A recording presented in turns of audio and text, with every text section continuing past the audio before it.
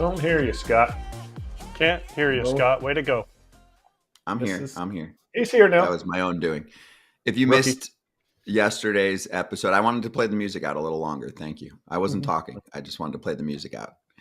If you missed yesterday's episode, it's one that I recommend you listen back to, or at least double click on the Scott Boras conversation at some point. That was great. And, later on, I listened to our resident GM, Jim Bowden, talking about Boras and the corporation's work this offseason, and get out of here, Mike, and how they take 5% flat fee of a player contract.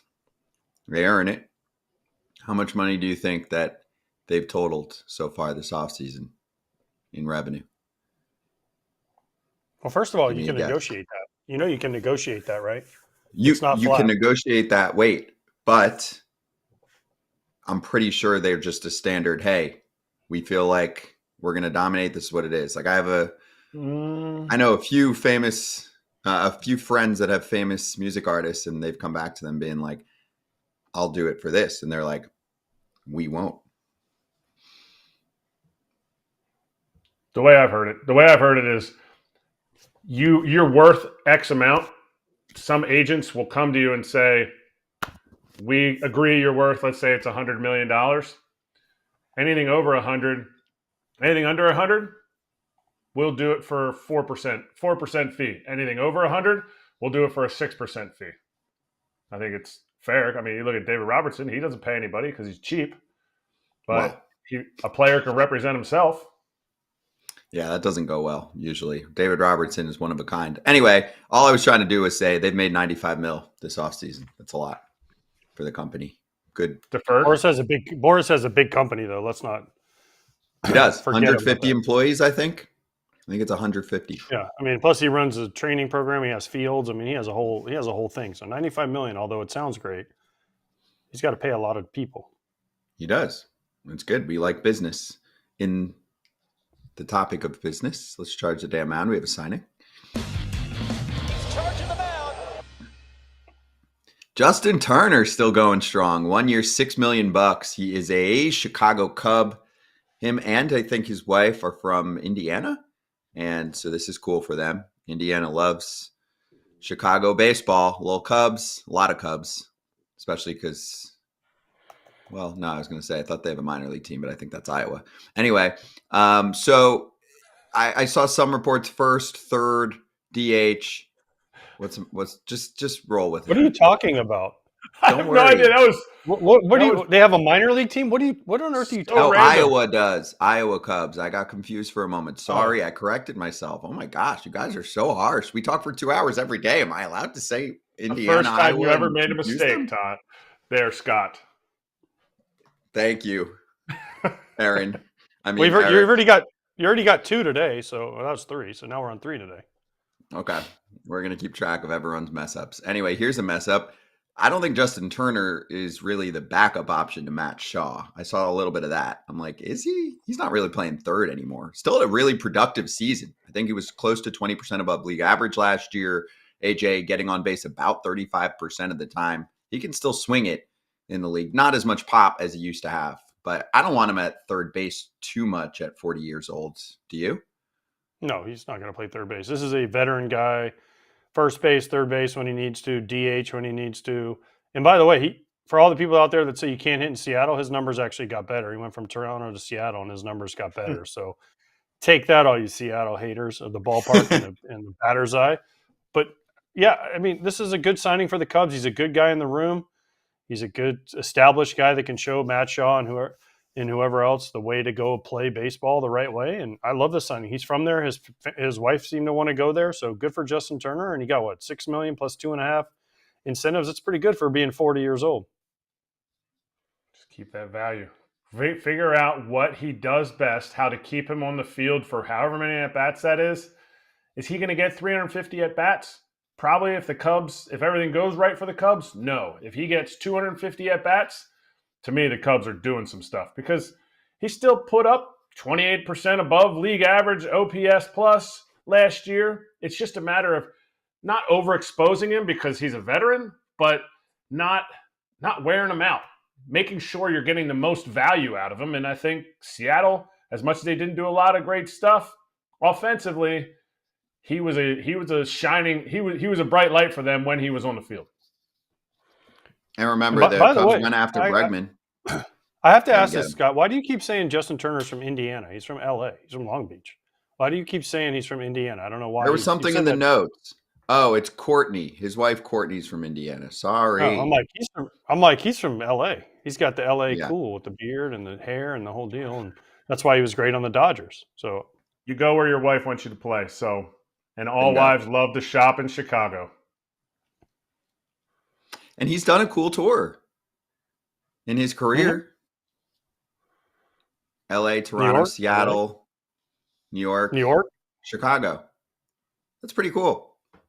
Yeah, I'll give it to him. Where does this put the Cubs, AJ? They went for Bregman, 4 years, 120. They didn't win on guaranteed dollars. They didn't win on years. They didn't win on really any part there. So they finished in, I think, third or fourth as far as the offer. But where do you put Justin Turner with this offense? Definitely add some depth, right? A little, I guess, depth. Michael Busch insurance. He doesn't have a ton of pop anymore. I mean, he still gets on base. He still give you a great at bat. He doesn't have the pop he used to have, 10 years ago. None of us do. But I think it's a nice signing. I think, like I said, it's good in the room. It's good for the young guys to learn from a guy like Justin Turner, a Clemente Award winner. And I like this signing. I don't know if it moves the needle that much. A lot of people will say they probably should win the division anyways. But I think it definitely helps them for this year. And maybe helping guys down the line. I don't think it hurts them. And I think sometimes when you add guys that are older, people are like, oh no, now he's going to take so-and-so's at bat away. For the Cubs, he's going to take at bats away from Matt Shaw. I don't see that. Oh, they're going to platoon Shaw. I don't see that either. Like, a young guy comes up. I hope. I know other organizations do it, but when you call a young guy up, go. You're playing 162. If we play 163, you're playing that one too. I don't think this signing inhibits that. I think it just adds to the depth, so it has to be a positive add. Is it huge? Is it really blipping the radar? No, I agree with AJ. It's not really blipping the radar, but it's a positive signing. I think this is more Michael Busch insurance than Matt Shaw insurance. I mean, in case there's an injury, in case he starts out cold. They actually had pretty similar overall production, right? They were both in the 15 to 20% range above league average as a bat, ballpark adjusted and league adjusted. Turner is the better on base guy. Busch has more power and really, of course, more of a ceiling. He's still pretty young, but I think that works. That helps for Chicago. I mean, their offense was actually not that bad. Their offense, I think when I looked up, was 12th in runs scored. It felt worse, but it picked up a lot late, kind of when games weren't as important for them. But now their offense has the looks of a top 10 offense, which would make a huge difference for them. It's a good defensive ball club. For sure. My thing is, what this does? Busch and Shaw, if they're on the team, both of them, obviously Busch is going to make the team, but if Shaw's the third baseman, Justin Turner has played first. He's played third in the big leagues for a long time. Guess what he can teach him? How to do it every day, how to prep for their at-bats, how to look at certain things for pitchers, how to do this, how to do that. Basically, how to be a big league ball player, and that matters for young kids. Do you have somebody that can show them how to be a major league player at their position? Because it's important. Yeah, and Seattle loved him. They loved him when he was there too, the Mariners. I mean, for a little bit, it looked like he was going to go back there and they were going to be serious about it. But then, everyone woke up and realized it was Seattle and the way they're operating right now. Anyway, if you want more on this, Northside Territory will be all over it. In fact, Patrick Mooney from The Athletic and Northside Territory host broke the story this morning. So you'll get more from Sahadev and Patrick. So go check that out. And let's get to story number 2. The deadline has passed. Vladdy Jr. might be playing his last season in Toronto. 10:30 last night is when they had their final phone call. He said, quote, "I'm here. We didn't get an agreement. Now they're going to have to compete with 29 other teams." There's a lot of quotes that came out of this whole situation. Vladdy said they weren't close. I mean, later on, Ross Atkins, the GM, spoke and kind of indicated that they were close. I'm going to believe Vladdy on this one. Bob Nightingale pointed out how The Red Sox are early front runners after this season. He feels like Vladdy wants to be in Boston. I actually thought the most fascinating part of this, AJ, came from Vladdy when they asked him what he wants. And he said, I want to win because his dad, the very famous Hall of Famer Vladimir Guerrero, never won a World Series. Yes, this is the part that stood out to me the most. Asked what he wants in free agency, and this is from Shai Davidi posting the quote. Vladdy said, winning team. As you guys know, my dad played a lot of years. He never won the World Series, and I always said my personal goal is to win a World Series and give the ring to my dad. That's what I'm looking for. Well, AJ, don't show him the young core and the prospect rankings for the Blue Jays if you're trying to sign him up after the season. Well, this thing for me never seemed like it was going anywhere. I know they said they got, of course the Blue Jays are going to say they got close because they have to say they got close because they have to say they tried. Vladdy was never going to sign an extension. You waited too long. Now, the bigger question to me is, do they pivot and try to sign Bo Bichette? Do they wait and see because he had a down year last year with injuries? Do they wait or do they try and go out and sign him? What do they do now? Because the Blue Jays have missed on a lot of people over the last couple off seasons. Shohei and the Soto and all these guys, and the list goes on and on and on and on, right? Now Vladdy's going to probably walk out the door. So what do you do if you're Ross Atkins? What do you do if you're Shapiro? What do you do? Because the fans in Toronto, first of all, they pack the Skydome Rogers Center, but they also get a little restless up there because they haven't really been good for a while. Like good enough to, 2015 where they had Donaldson and the Jose Bautista team. Yes, I know they made the playoffs, but they never really were anyone really like, man, they're going to win the World Series. Good. So I think they got to figure it out quickly because both those dudes are on last year deals and they got to figure out a way to make these fans happy and put a good product on the field. The ball is in Vladdy's court for sure. I mean, comments by Ross Atkins saying, there's a lot of conversation, a lot of back and forth. We were both really happy. I was like, no, they weren't. If Vladdy was really happy, he would have signed the deal that you offered him. It's too late. It's too late. You're going to have to pay top dollar now. And I totally believe the Blue Jays need to pay top dollar. I really think they need a Vladimir Guerrero to build this organization around. You're going to have to convince him by the Dolores because right now this org doesn't look like it has a lot to add from the minor leagues. They'll still keep playing defense and, they're kind of locked into that idea, but they're going to have to prove it to him. And I think the only way now to prove it to him, because they missed out on Soto, they missed out on Ohtani. Whether they gave enough offers, who knows? But they missed out on those guys. They're going to have to prove to him by just the almighty dollar. And it's tougher to pay somebody when they're in free agency. The part that bothered me the most, Mark Shapiro, who is the president of the team, said they even went past their value. They went past their value for him. They couldn't align on a number that shared risk. I'm offended if I'm Vladdy and I get a hold of those quotes later. I'm offended. Okay? The GM said we got close. Vladdy said, no, we didn't. They went after Soto and Ohtani and clearly didn't get anywhere near the ballpark of those numbers. And Vladdy said he had a number in his head. Obviously, it changed a little bit, I'm sure, following the Soto signing, since there are differences, but he's going to be just 1 year older than Soto was entering that free agency that he has coming up next year. And then the president throws that out there. Oh, we went past what we would do, what we think he's worth. Screw you. I want to be part of a winner. You're going to have to pay a premium now. That would really bother me. He's gone. He's gone. After the season, another team will offer him more money, and they'll say, we have a better farm system and a better young core. The only chance the Blue Jays have is if they shock the world, AJ, and win the division or do something crazy. Because otherwise, there are many other teams that have a lot more promise to show him for the future, and he wants to win soon. I just can't see it. I can't see it. I can't see him going back there. I can't. I mean, unless they blow him out of the water with the money, and whether they pay him in Canadian dollars or American dollars or whatever they're going to pay him in. Loonies and Doonies. It's right. I mean, they just give him a stadium full of toonies. But I don't see him going back there now. I think with these quotes, I mean, why? There's no reason for Shapiro to say those quotes. There just No isn't. feel. It's kind of like the Devers thing yesterday. There's no reason to stir it up already, and it's gotten worse since we talked about it. But why say that? Why we've gone over our value? What do you think he's worth? Okay, so just say you're not going to sign him. That is Shapiro basically saying we've given up fans. He's too greedy. That's what they're trying to say. But fans also know they see Juan Soto, they see Shohei sign. Vlad's next in line. Guess what? He's going to get a lot of money.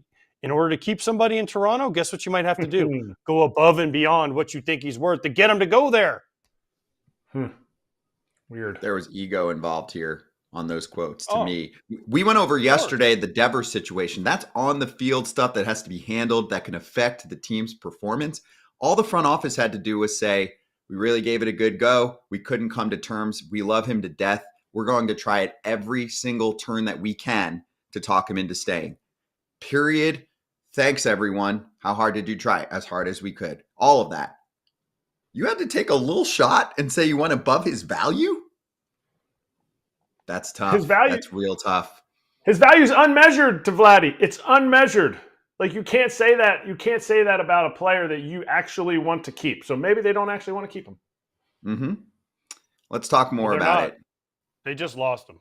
I'm telling you. They lost him. He gone. It got personal. It got personal. When you say things like that, players remember that. And the only way to make that go away is you got to pay him a lot of money. More money now. Yeah. Because if he just would have said what Scott said, it would have been like, okay, it didn't work out. But now you kind of took personal shots at him, and that's not what you want to hear as a player. Yeah. Now you're going to get charged an ego tax for what you said after the season. So have fun with that. Let's talk more about it. Ben Nicholson-Smith is going to join us next on FT to find out what the heck's going on up there.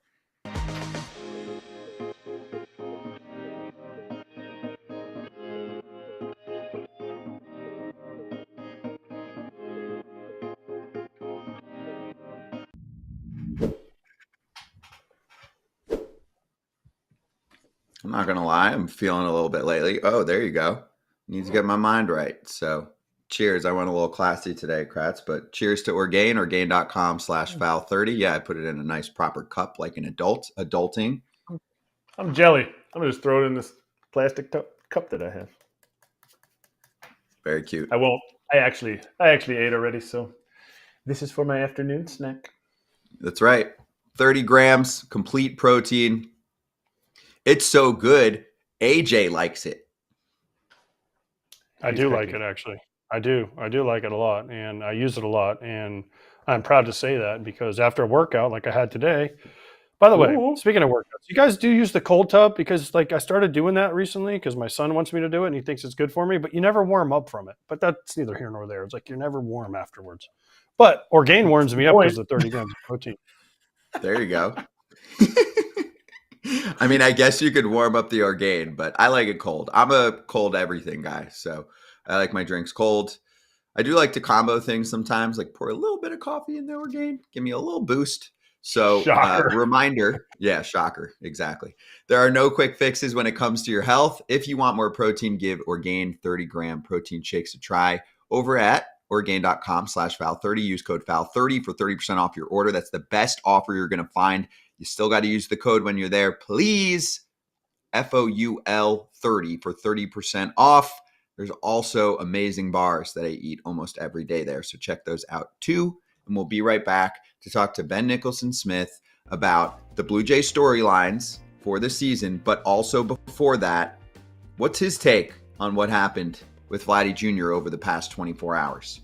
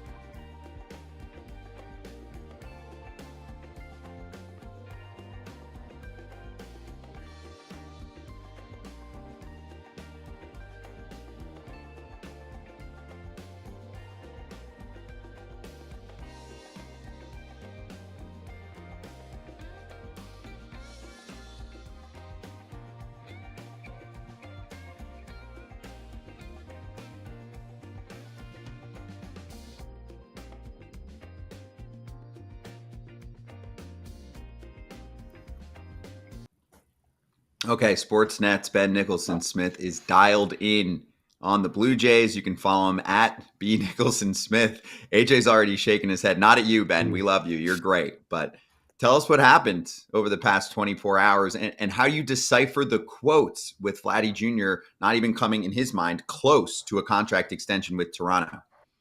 Yeah, that says a lot right there. I mean, when you're talking about a player who means this much to this franchise, to their offense, you really have to put your best foot forward. You can't kind of stumble in. You can't, this is the deadline. He set out his terms. He wanted that offer to be on the table last night. And so the Blue Jays had a clear chance to bridge that gap and set themselves up for a decade of potentially Hall of Fame production. I mean, this is a young player who's been an elite hitter, as you guys know. So yeah, they just didn't get it done. And this is a huge missed opportunity for the Blue Jays. I mean, it's going to be a lot harder for them to compete with Vladimir Guerrero Jr. playing potentially for the Mets or the Red Sox, or who knows where he ends up in a year from now. But it's never looked more likely that he is going to leave the Blue Jays and test free agency, and very well could sign with somebody else.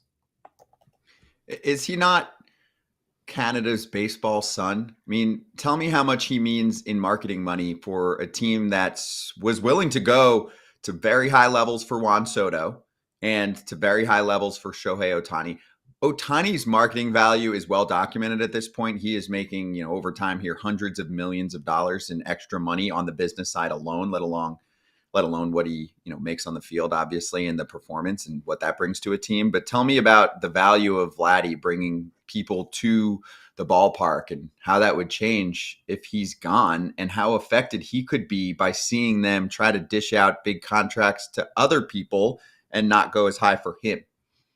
Right. Yeah. I mean, I think he's by far the most popular Blue Jays player, probably the most popular player they've had here since Batista and Donaldson. He's maybe even beyond those guys. Like, he had a chance to be a legacy player who would pass franchise records, belonging to Carlos Delgado and Tony Fernandez, and really be the all-time Blue Jay. So fans understand that, they appreciate who he is, and they wanted to see him stay here. I think that in this country, you look to Austin Matthews, you look to Connor McDavid. I think Vlad Jr. is right up there as far as the most popular athletes in Canada. And so the Jays should have been really motivated to get something done. And, clearly they think that they made a good offer, but they thought that with Juan Soto. They thought that with Corbin Burns. They thought that with Shohei Ohtani. At a certain point, you have to bridge the gap between hope and between possible and in the mix, and actually get a deal done. And sometimes that might mean just paying more and paying for a deal that's quote unquote not a good value, or just beyond what you would say the player is worth on a dollars per war level. But end of the day, you either have the player or you don't. And beyond October, the Blue Jays don't have Vlad Jr. So to me, it's a real miss. It's a chance that they had, and now they've kind of missed the boat on that. Ben, first of all, don't bring up hockey, because USA has taken that from you now. So listen, you can't even bring up hockey. You can't even bring up hockey. After that butt whooping the other night where the Kachuk boys, woo, baby, we got hockey now. Canada's over. Here we come, boys. Gold medal game still ahead, so we'll see. I know. But like when the Kachuk boys beat up those Canadians, did it get personal here? Did Shapiro need to get kind of personal with the? Now you can say however you want to say it, but we went above what we thought he was worth. He doesn't need to say that, does he? I don't think he does. I agreed with what you guys were saying before I came on here. I don't think that that's really necessary.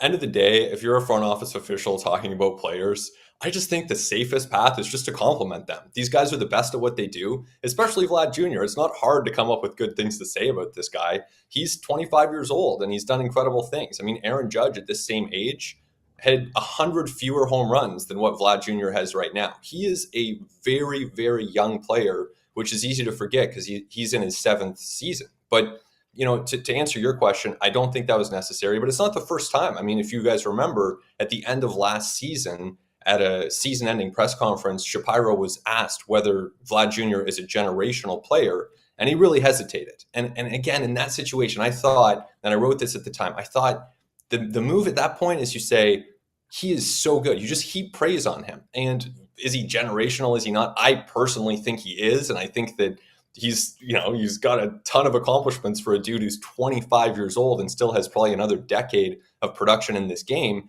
And if you're a front office official of any form, I think the safest move is just to talk about how much you like the player. All right, we'll talk more about him in a moment. Let's hit some storylines here for the Blue Jays.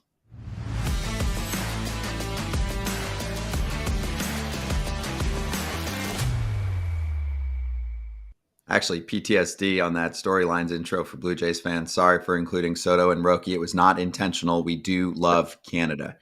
Off-season plan B. They did add Anthony Santander and Andres Jimenez. How do we think that's going to play out for this team? The Vladdy drama that we want to take it to is, do they trade him at the deadline? What about Bo Bichette and his on-field performance? Can he rebound? 2024 did not work out well for him at the plate, but he was really good before that. And they made a little swap. Jordan Romano out, Jeff Hoffman in. Okay, so let's start at the top. What did you think of their offseason acquisitions?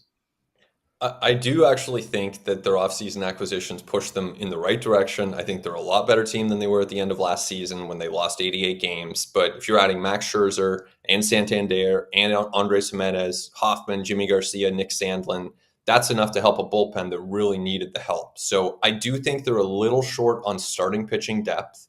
And I think they could use one more bat to round out this batting order here. But it's a decent team in a really tough division. I do think they have a chance to compete, to be a wild card team potentially. Obviously, once you're in the playoffs in this format, anything can happen. But they have a ton of work to do before they can get to that point that they're potentially, back in a wild card series. Okay, back in the wild card series, Vladdy Jr. said he wanted to play for a winner. Okay, if you're saying that you hope they can get to a wild card, let's say they're out of it.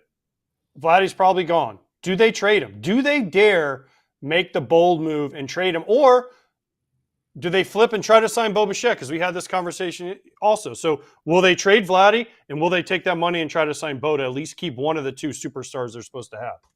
Yeah, and what's interesting about Bo is he's talked so much about how he loves playing with Vladdy and how he would want to win with Vladdy and really be alongside him for a long time. So that scenario seems to be out the window for at least the next 8 or 9 months. And it seems like recruiting Bo, probably signing any free agent, is harder now that you don't have that clear direction. And it's not just Vlad, by the way, because Mark Shapiro's contract is also up after 2025. So this whole franchise is kind of in flux as far as what the next steps are. And that's, kind of some big question marks there.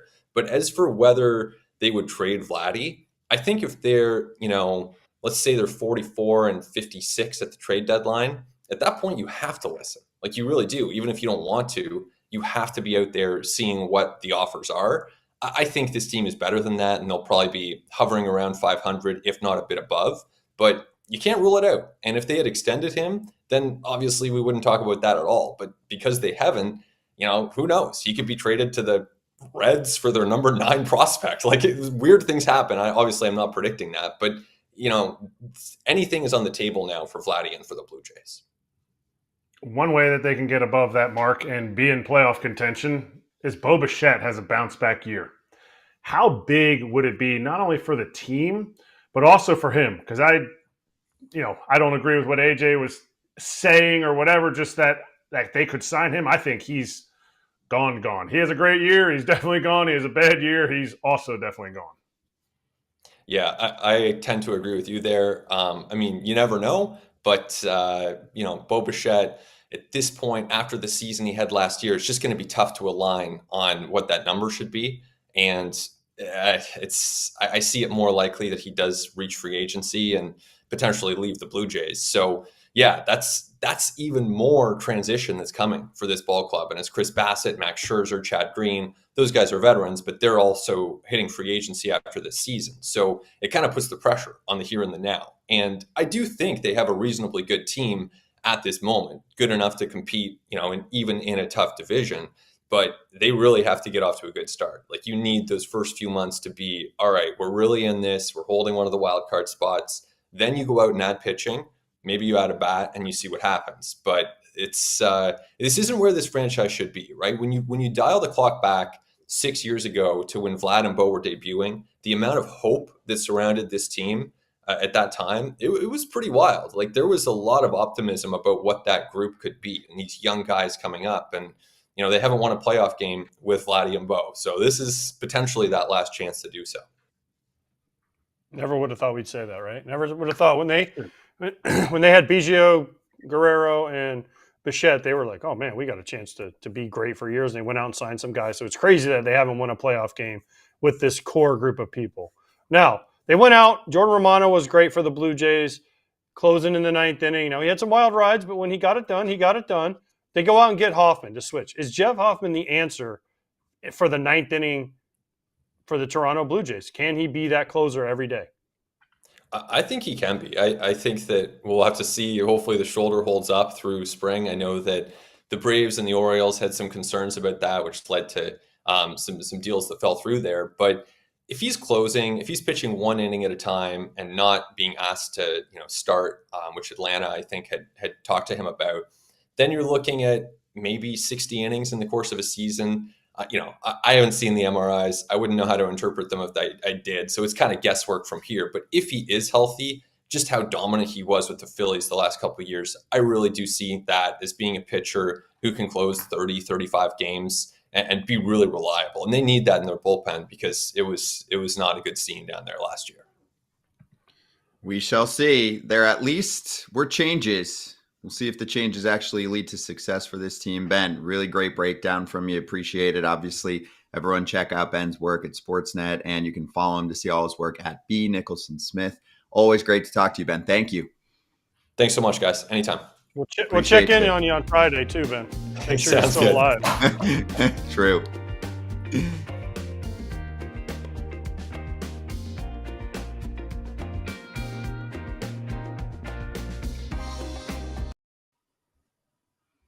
The Cubs have an A-ball team in South Bend, Indiana.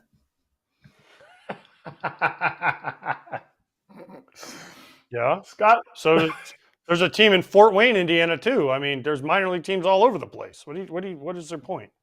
I'm not going to say anything else. I'm just saying that. And Indiana wants me. I don't want to go back there. Sure. Adam Ottavino wants to go to the Red Sox. Minor league deal, invite to camp. And we got a quote from Tristan Casas. Some of you were pointing it out in the chat, and we just got it here. Oh. He wants Devers to play third, Bregman to play second. Asked if he thinks the group of Campbell, Anthony, Meyer, that's the top three prospects, should make the opening day roster. He said no, because of the veterans Boston has in the mix. No, of course, young guys go if they make it. Because if they make it, guess who's out? Casas. Yeah, exactly. I mean, first of all, why did people ask him this question? I mean, this is a weird question to ask a player. He answers everything. They go to him always for a quote. I know, but him saying like, oh, so good. Now we know. Devers is playing third. And as Devers said, I ain't moving. I'm playing third. And then like, are you sure? And then they made the interpreter ask him, and he's like, no. You ever see that GIF where the sniper's like, and then they see the scope? That's Tristan Casas out on the minor league field, just Marcelo Meyer, just Christian Campbell, like get some guys. Yes, everybody should make the team. This is why I'd be a terrible scout as a player. I'd be like, yep, he makes the team. He makes the team. We'll figure it out later. All the buddies coming up from the minor leagues, come on, let's go. Tristan Casas said, nope, taking the boys out. Go eat your minor league peanut butter and jellies.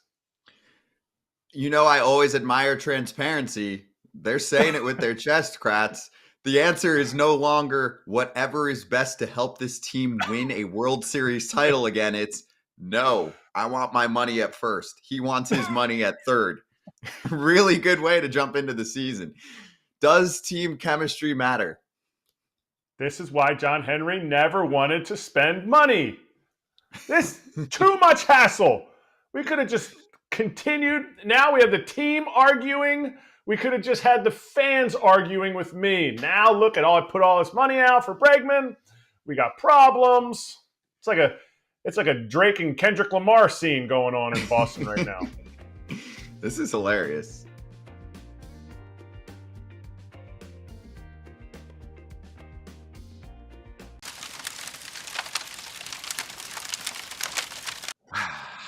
Hot corner. Let's sizzle. You guys want to hear what Aaron Judge said about the guy who is just impossible to find or reach, Juan Soto, besides everyone else? I mean, clearly there's more to this, but we still want to run the quote. So let's do it. With him at all in the offseason? Yeah, I tried to. He got a different number though, but so texts weren't going through. But we chit-chatted a little bit and caught up. You did. He always does that face. Kratz, you played with him.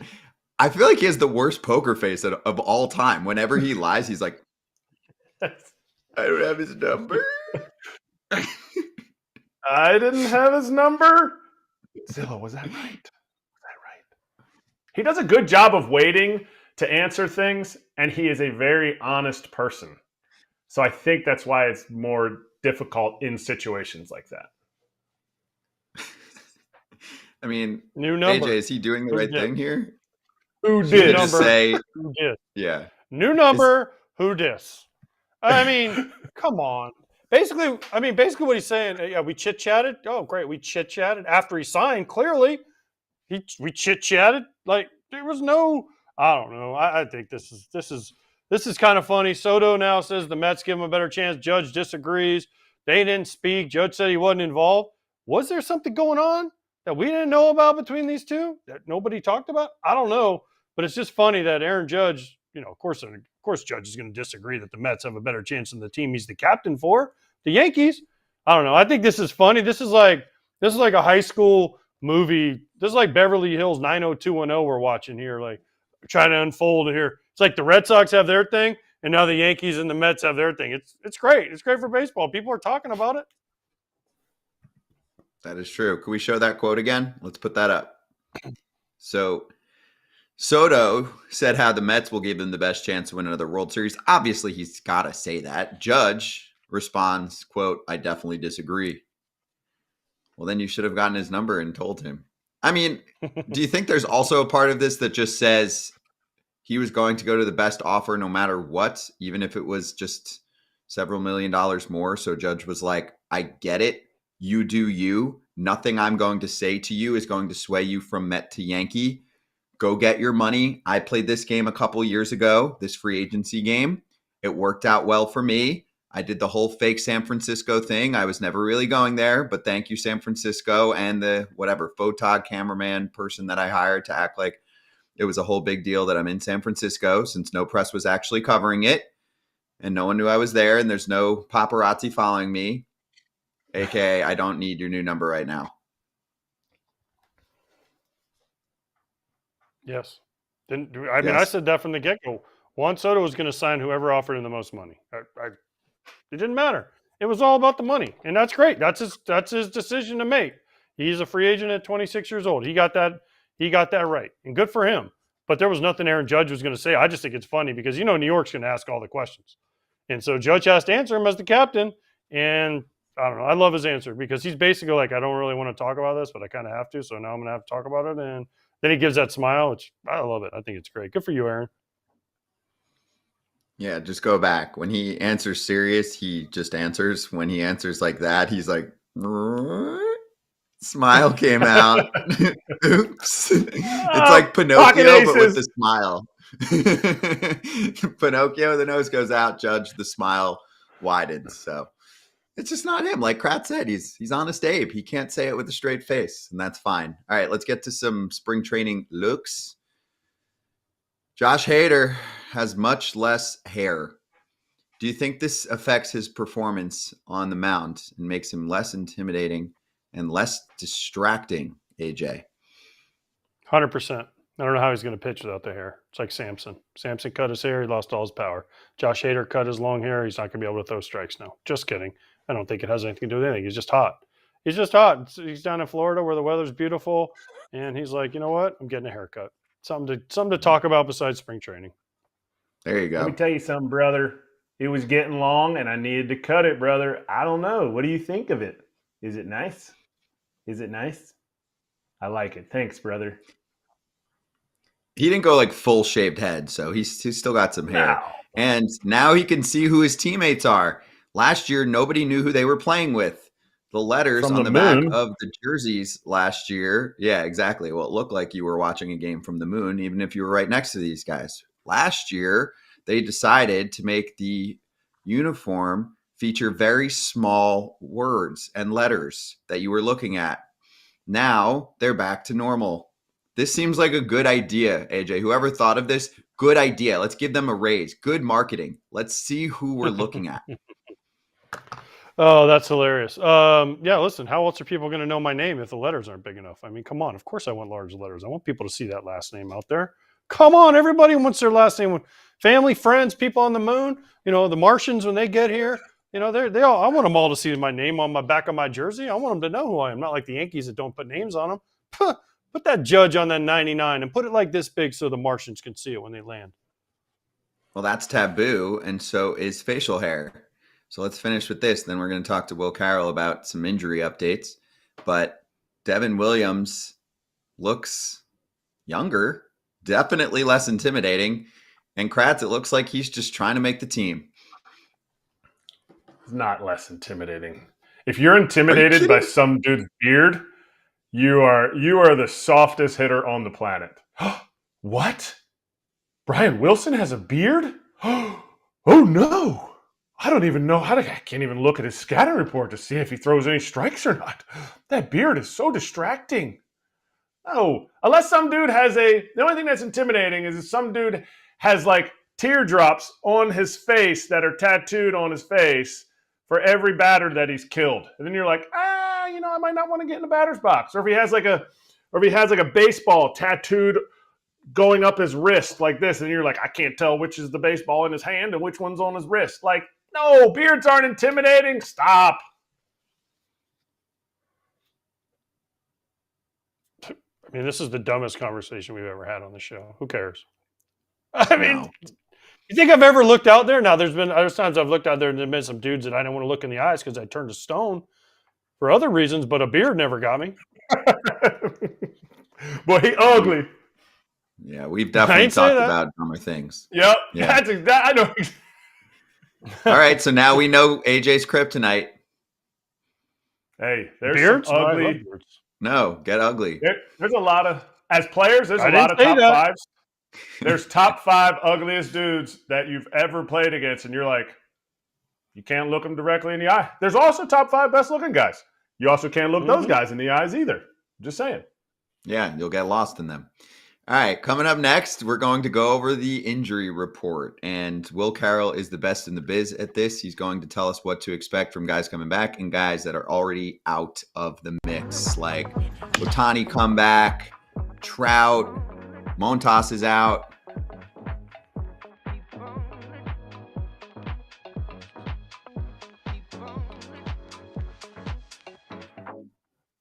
All right, I'm going to try to do 3 things here because I wanted to say this for a while. Number 1, the Red Sox have that documentary coming out, and it's April 8th.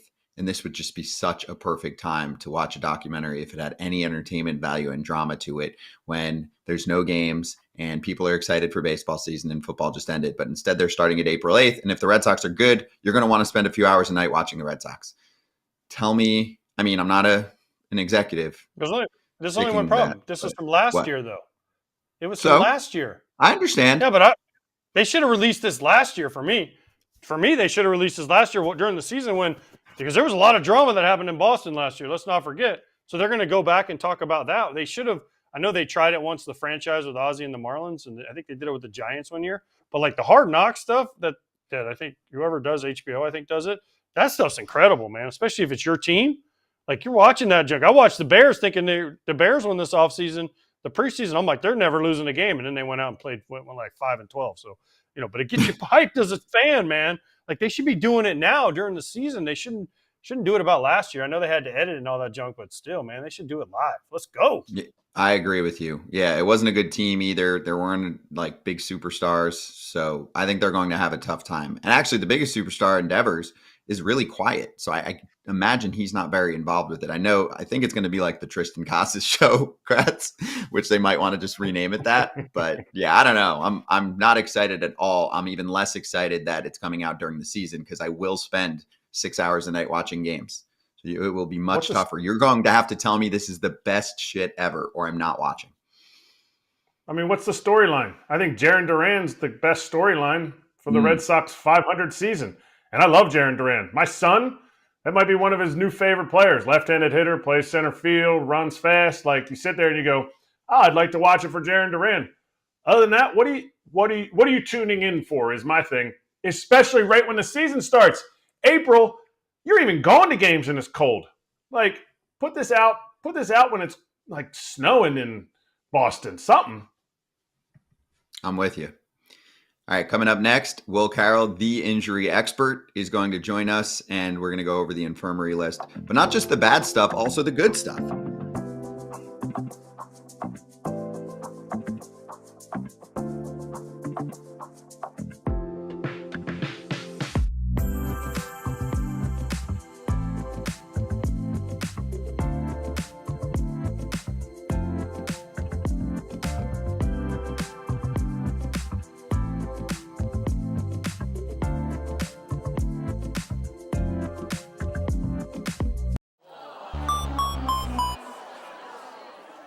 Injuries do suck, but recovery is cool.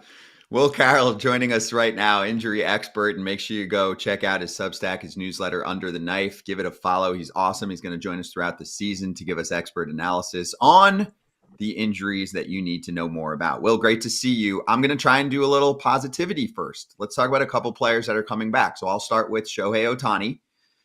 I don't think there's any past precedent on what he's dealing with. So I'll let you handle how he returns from a second elbow surgery to pitch and to maintain his incredible hitting prowess. Yeah, that's the thing. He should be comeback player of the year, but can you be a comeback player if you didn't go away? Obviously he's kind of two versions. So the hitting version, pretty good. Pitching version, also pretty good, but we've never had this kind of thing. I do think Mark Pryor had a great point the other day in that he was saying it's not like he was pitching last year, but he was rehabbing. And the rehabbing so regimented, you have to do all these things. You have to get in your work every single day. And he did that. So it's not like pitching and hitting is unusual for him. He's done it for years. What's unusual is being able to do it at the same time and the type of surgery he has, which is still something of a mystery. Dr. Neil Elitrash for the Dodgers still hasn't told exactly what he did. And with these augmented elbow reconstructions, let alone a revision, we just don't have a lot of data to work on. Everything so far has looked really positive. So I'm curious about the timeline. I'm curious how they're going to work it in with Clayton Kershaw coming back, but starting on the 60-day. I'm just not sure how they're going to put things together, whether it's a 5-man or a 6-man. I just know that what we've seen from Ohtani means everything is online with that rehab. If he were just a pitcher, we'd be talking about how good he looks rather than what an unusual case he is. Okay, we don't know what he had. I want to know how slow are they going to have to take it, and then who's going to be back to full strength quicker, Ohtani pitching or Acuna and his knee? Because the Braves have said they're going to take it slow. The Dodgers have said they're going to take it slow with Ohtani. So who do you think will be back to 100% more rapid? Well, do we get 200% out of Ohtani? I think with Ohtani, they're not just taking it slow, they're taking it ridiculously slow. We know it was an augmented procedure, and that internal brace is supposed to get you back faster. We've seen over and over in other sports, European soccer, these guys are coming back from ankle surgery in weeks. Even in baseball, if you remember when Mike Trout popped his thumb, we've had guys going all the way back to Dustin Pedroia. It used to be 6 to 8 weeks. Now it's 3 to 4 because of that augmented UCL. Same thing in the elbow, but we're not getting guys back faster because we're using a rehab that was designed in 1974. Frank Jobe came up with it. Mike Marshall tweaked it a little bit. Kevin Wilk has done a lot of good to it, but this 18-month time frame is ridiculous for something that was supposed to do it back. So I don't think they're taking it slow. They're taking it ridiculously slow. On Acuna, he's gone through this before. Obviously, it was the other knee. He knows the process. This was old hat. He wishes he didn't have to do it, but I don't think it's going to be a problem for him. We see NFL running backs coming back from this. We see pretty much everybody. ACLs are 6 to 9 months. So again, he's at the tail end of that. I don't think they have to take it easy with him. Obviously, I don't think he'll run as much, but I don't think there's going to be any deficits. He sure looked good coming back from the first one. Hitting on, before I hit Rendon, hitting on Acuna, his exact quote was, "I feel way better than I did the last time." Are there things you can learn about players' bodies? I mean, he had the same injury, just on a different knee, as far as how to rehab them or how to break up scar tissue, because everybody scars differently. Are there things that you could learn from one rehab process then to the other leg, which is rare for most people, but on the same player? No, it's more that you've just done it. You've gone through it. Everything is new the first time you do anything. So he knew what was coming. He knew what the schedule was. He knew he was going to come back fine from it. You get a lot of athletes, especially superb physical specimens, who don't know how to rehab because they've just basically cruised through their entire career. They're going to be away from their teammates somewhat. They're in pain. It's a whole new process. So it wasn't a new process. He'd probably be better with a third time, God forbid. But it's one of those situations where I think he's just more confident because he knows how well he came back last time. Okay, talk about another superstar that's been injured a lot. Anthony Rendon was a star, and the injuries have been there. Now he's got a hip that pops up. When we look at it, we say, ooh, chronic hip, or wait a minute, if it's chronic, why was this not taken care of in October? What is the prognosis of somebody coming back from a second hip surgery? Yeah, this is really interesting. It's the timing of it. It's as if they were just going to say, how can we get him out of here? But there is an injury. I'm not saying this is fraudulent. I'm not saying they're faking this whole thing. It's just, I don't think they cared at this stage. They didn't know whether he's going to play. He's going to get paid one way or the other. I don't know whether there's a disability policy on him. Most players don't have it because they're really expensive and don't pay off. So it's one of those situations where it's just tough. His body has broken down. And someday we'll be able to go in there and take a DNA swab and figure out whether somebody's going to hold together. I find it really interesting. Going back to Acuna, do we learn anything about his brother, who's an up-and-comer with the Mets? Because, his brother has had bad knees. I don't know. We don't know about genetics. But it's really intriguing. With Rendon, he's just broken down. The timing is iffy, but I'm not sure how much he was going to play. The thing about him is it's not one thing. He's been on the IL 13 times, and it's like 11 different things if you count separate hamstring strains and things like that. So his body's just broken down, and you don't normally come back from that. Well, come swab my DNA. It's perfect, by the way. Just saying. Just saying. Come swab it. You'll find nothing. Just saying. But now I must. And by the way, Rendon, the Angels don't have insurance on Rendon, so they're paying that whole freight, the whole thing. So, okay, that sucks for Artie Moreno, but as Kratz said, he was a superstar.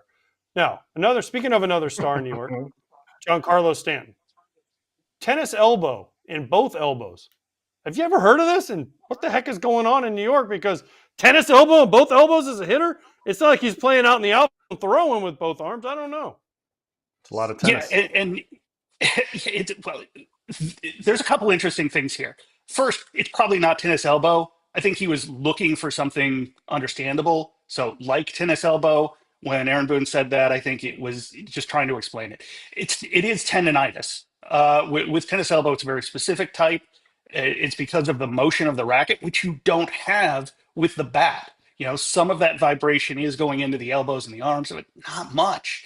Even with these guys going in there and taking 1,000 cuts off the hit tracks or the traject, you just don't see this. Repetitive stress injuries like this are usually the result of these old wooden and metal rackets, and we've seen a significant reduction with that. So I think it's just tendonitis. I don't know the cause. He's always been a very tightly wound guy, so that could be part of it. He's big, he's huge, he swings really, really hard. But when we're looking at other guys in that range, they haven't had these issues. I think it's maybe a little bit interesting with Ohtani, given that he also pitches, so there's different stresses on the elbow. But this is just a really unusual one. I think the key here is that it was managed not just last year, but the year before. So this is an ongoing thing. They know how to get him ready to play. and he certainly looked good. If they can just do whatever it was they did in October for the entire year, I think that would be much better for the Yankees. Is there a way to avoid that? I mean, talking specifically about G's tennis elbows or the tendonitis that he has in his elbows, because as a player, if I'm looking on, I'm like, whoa, Giancarlo's jacked. He is huge. Like, how could he get hurt? I always wanted to figure out whatever it took, because if I got hurt, I wasn't not going to make the team. I was just not going to be playing anymore. So there's players out there that, is there a way to avoid this kind of thing? Or is it just like, some people have it, some people don't? I think a little of that. I mean, going back to the genetics, it might be that. Some guys get really, really jacked and can't swing anymore, can't pitch. They lose flexibility. They lose the ability to recover. There are so many things we just don't know about injuries and susceptibility and recovery. There are some easy things. And when you think about things like diet and sleep, these are things that European soccer clubs have been focused on for decades. And baseball, they're just getting dietitians out. They're not tracking sleep because the union doesn't want that, and I can understand why. But there are a lot of things that players can do if we get away from this paternalistic model. How can we recover better? How can we energize ourselves better? How can we feed that battery that we have to keep recharging?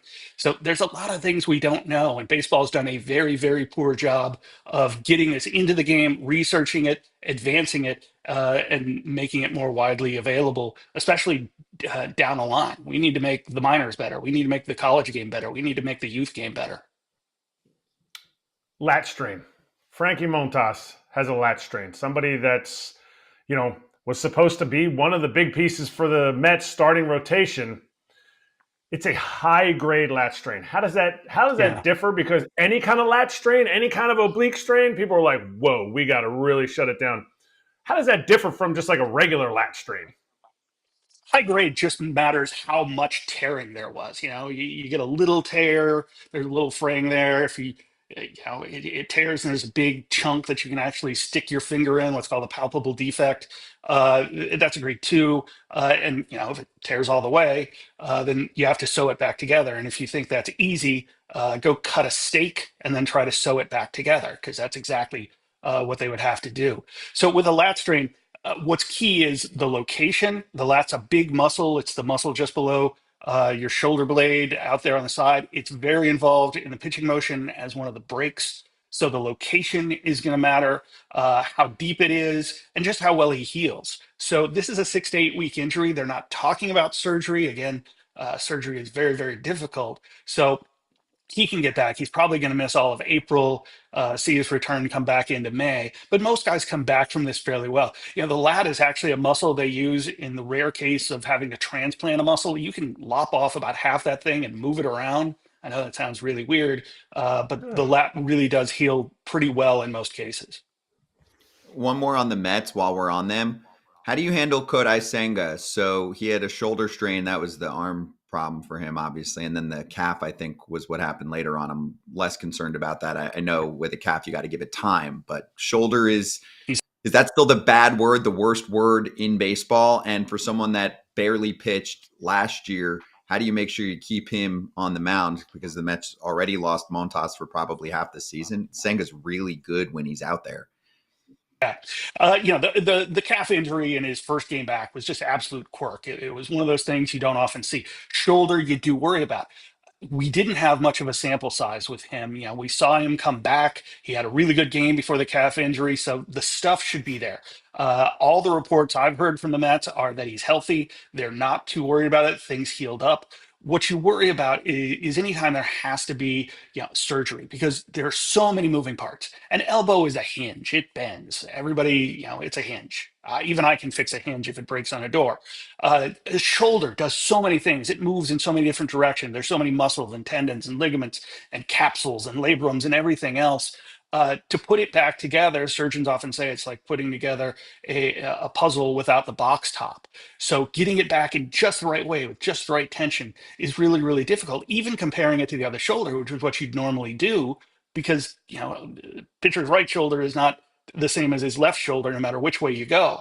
So I think with Senga, they've done all the right things. The question is, how do you keep any pitcher healthy, let alone one that's putting as much force on there? I think the Mets are better equipped to do this. They're one of the teams that are really taking sports science seriously. They've got one of the best biomechanists and workload specialists there in the front office. So I do have some positive hopes for Senga this year.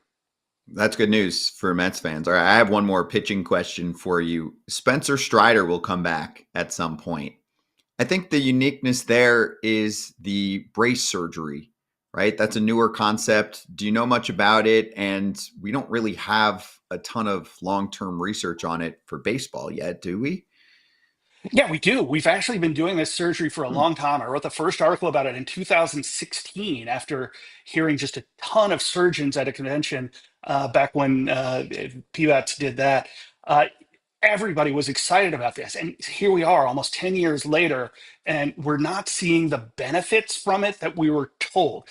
In almost every other sport, well, even in baseball, I mentioned the thumb, guys are coming back in half the time. So the theory was guys were going to come back from half the time. When Dr. Jeff Dugas down in Birmingham was starting to do elbows, we were seeing really, really quick return times. Now, these were high school kids who just wanted to play their senior season. These weren't, $1 million athletes that have to think about a career.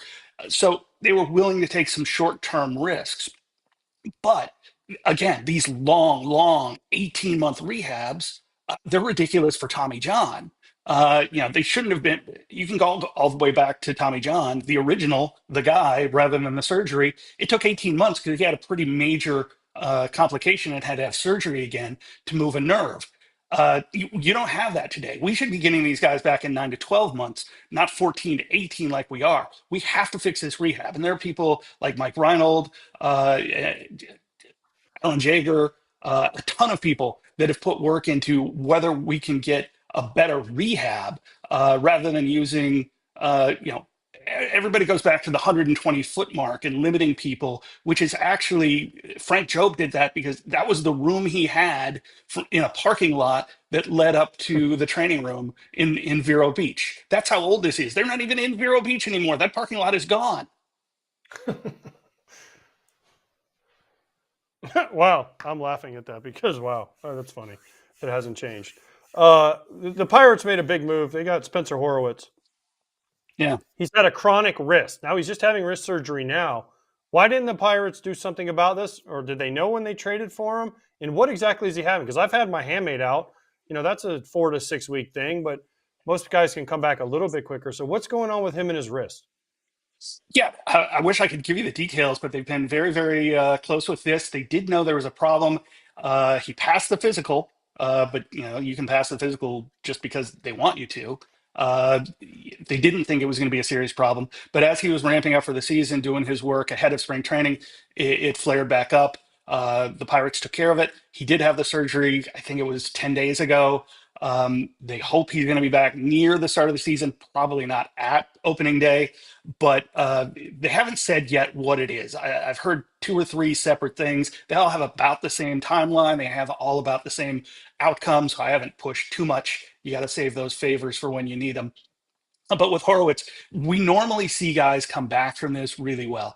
The tough part for the Pirates is he didn't make many other moves. He was one of the guys who they were counting on to get them a little bit better. And if he's out, they don't really have a backup. I mean, they're going to be moving guys around from the infield who were, slap hitters up the middle.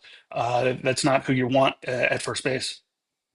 If only there weren't a billion first basemen available the entire offseason at all levels of pricing, many of which are super productive players. And I know Spencer Horwitz could be that guy too, but they're not building the depth because they're not allowed. They don't have the budget for it. I mean, beating a dead horse, but it is what it is. And that puts them in a bad spot. 1 or 2 injuries and the lineup's going to look like crap. So, but let me tell you how I really feel. Will, this was great. Thank you so much for joining us. We had a lot to catch up on, so we'll do this throughout the season. And obviously on your way out here, just let everyone know where they can find more information on a more consistent basis from you. Yeah, absolutely. You can find me at undertheknife.substack.com, where I do this sort of thing 3 or 4 times a week, cover the breaking news when it happens, and hopefully we won't have all of those. But thanks you guys for the time. Thank you, Will. Great to see you. Appreciate you. FT fam, be right back.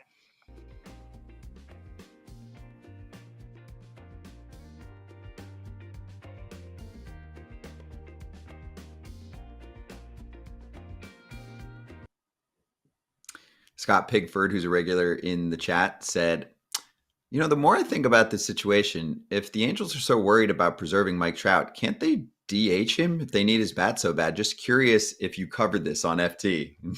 Obviously, I replied to Scott. Who? Mark Trout? Scotty P. Marcus. So when they signed Soler, I was like, cool, but they didn't sign him. They traded for him, actually. Traded for Soler, but I'm like, damn, you clogged up your DH spot. The best player and hitter on your team might need that. They needed Slug. Put him in the outfield for 20 to 30 games that Trout gets to DH. It's not ideal, but you're also not a team that's looking at like, hey, we are a playoff team. We're looking to win the division type of thing. They needed to add Slug, and I think they added that Slug. I don't think they're going to play Soler in place of Trout's health in the sense that they're going to have Trout in the lineup. If it means Soler needs to be in the outfield more than what they anticipated, I think that's the route they'll go. But they also want Trout to be in the outfield. They don't want him to move to DH yet. Whether that's right or wrong, I think they're hoping there's still more value with him in the outfield for the next couple years at least. Okay, I just want to present a quick case here if they waited or if they presented it correctly. It's a longer-term deal, but Anthony Santander has deferrals in his deal that makes him about a $14 million a year player on the CBT tax. I know, don't be scared by the 93. It's heavily deferred. Jorge Soler is making 13 a year the next couple of years. They're almost the same. One can play the outfield for you. Doesn't work like that, Scott. Doesn't work like that. Because Santander, Why? they had to get into a bidding war. They just went and traded for Soler, so they knew what he was making. They didn't know what Santander was going to end up on. If you look at predictions before the offseason, Santander was scheduled to get huge money, not deferred money, and not this and that. So you can't. That's not apples to apples. You can't compare them like that. They knew what the price was for Soler. They wanted him. They went out and got him. They should have gotten an outfielder though. They got a DH. They got Slug. Perry Managian said it a couple times when he was on here. He said Santander, we needed Slug. I know, but he can't play in the field. It hamstrings the lineup.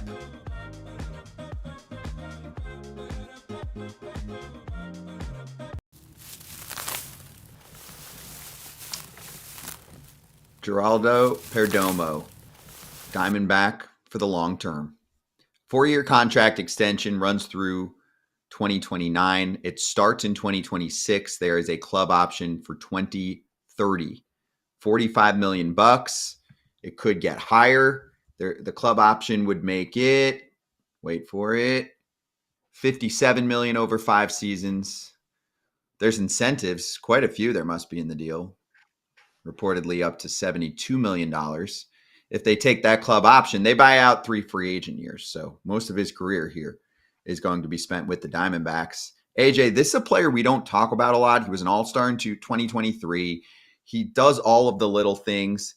The bat's in the average range, good glove, sack bunts, just like all of the situational hitting that you look for in a role player.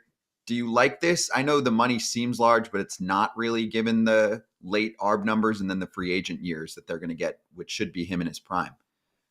Do I like this? I freaking love this for both. I love it for Perdomo and I love it for the Diamondbacks. They lock up a guy Torey Lovullo clearly trusts and cares about, and Perdomo gets set for life, and he locks up where he's going to be unless they trade him. Now, I don't know if there's no trade clause in there, but still, I love this for both of them. I'm just mad that Torey didn't tell us this was coming down the pipeline when he was on a couple days ago. True. I think this is better than just an above average glove. This is one of the better gloves at a premium position. You talk about a big league shortstop, and he kind of fits into that role that Torey Lovullo uses him. He doesn't swing outside of the zone. I would want him, because he has good back-to-ball skills, I would love to see maybe a little more swing because he doesn't have a lot of slug, that he'd be able to put the ball in play. He tries to kind of work walks, which is good. There's value there, but I think as he ages, I think he's only 25 right now. As he ages, I think that hit tool will continue to progress. And he had some big at-bats in 23 when they went to the World Series for them. And a lot of them revolved around going deeper into counts.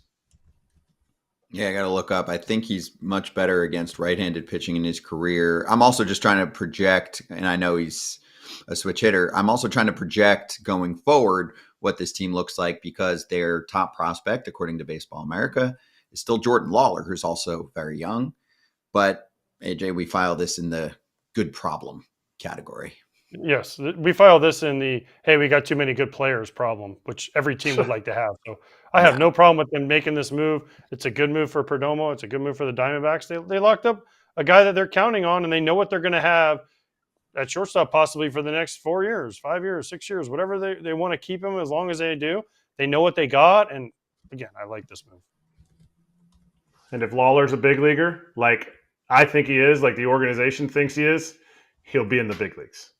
This is nothing. That is not a problem. This deal, this isn't the Juan Soto deal, right? Where we're not going to be able to pay anybody now because we paid him. Like this is not that deal. This is a deal where, hey, we have flexibility, and I believe Perdomo could probably move around and play different positions if they asked him to too. Yeah, Lawler probably can as well. I mean, right now they have Gino Suarez, but I believe he's a free agent after this season. See how things go. Also, he's getting up there. I think this is his age 33 or 34 season.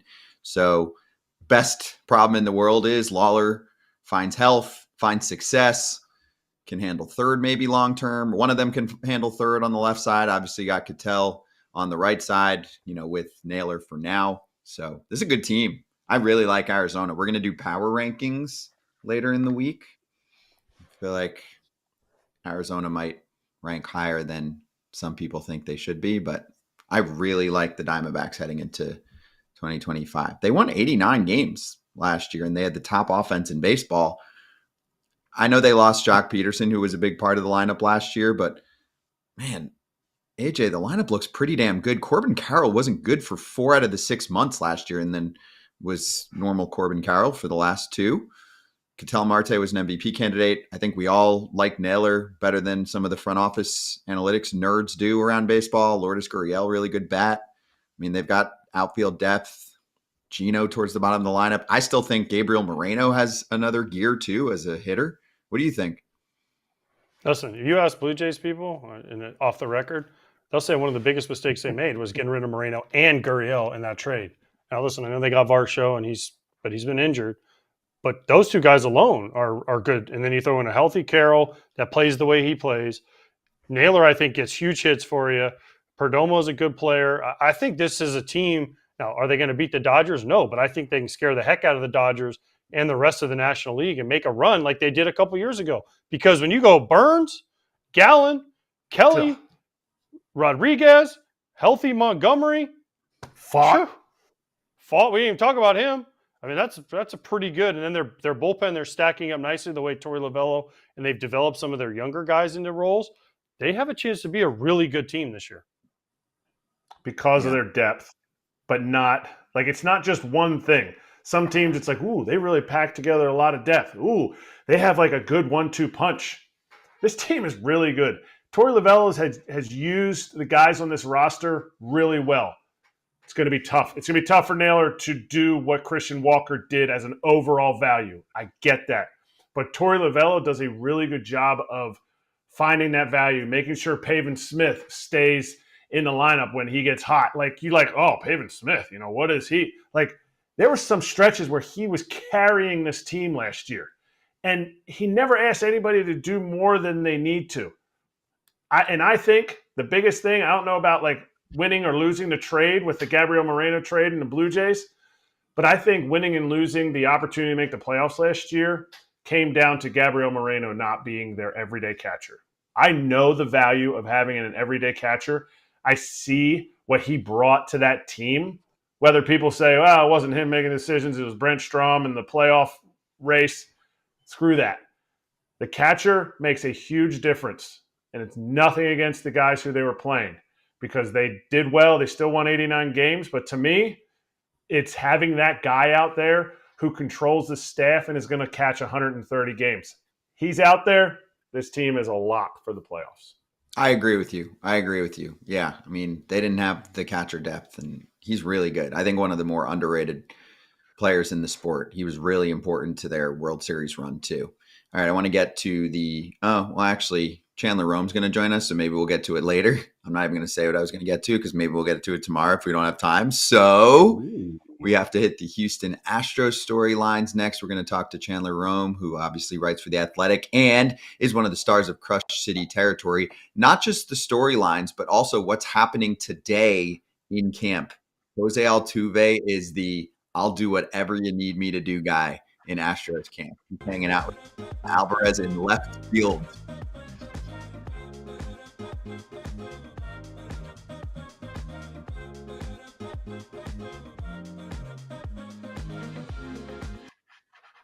All right, I've got one for you. I've been waiting to lay this news out for a minute, too, because it got buried behind a press release.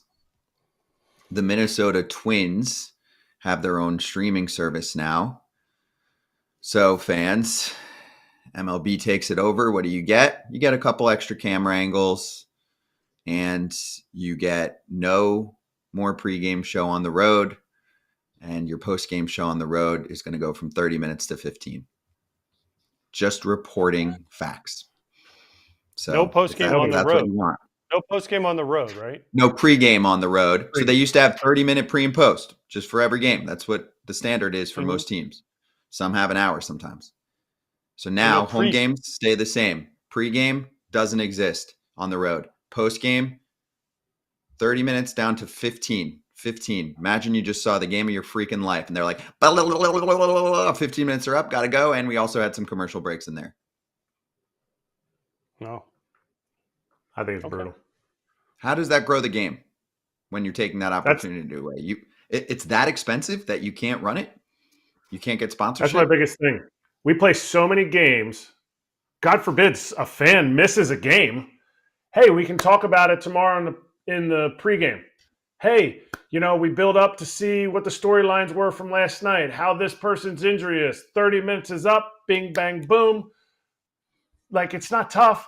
Like, hey, when's the game on? Oh, I want to watch the pregame to see a few things, catch up on your news. If only there was a place where you could get team info daily. Well, I'm going to look for it. I'm going to look for it on the internet. I bet there's a... Yeah, you let me know how that goes. It just plays to why we exist. But I don't know. That bothers me. I saw Frank Thomas the other day, and I told him the best thing that saved the White Sox season last year was the post-game shows with Chuck and Ozzy and Frank and Pods and those guys, because they would lose every game, and those guys didn't have anything to talk about because it was the same old, and it was hilarious to watch Chuck, who's a super fan, and then you have Ozzy, who is Ozzy, and then you throw in Frank, you throw in Pods, you throw in whoever else they have on there. Man, that was must-watch TV every night, especially if they would figure out, invent ways to lose. It was incredible. So I'm not really for this, man. I need pre- and post-game shows. Yeah, if you're going through it as a Twins fan, let's say they disappoint this season because they did nothing in the offseason, and God forbid they don't get sold before the season starts, and you're still going through this. Yeah, you want somewhere to vent.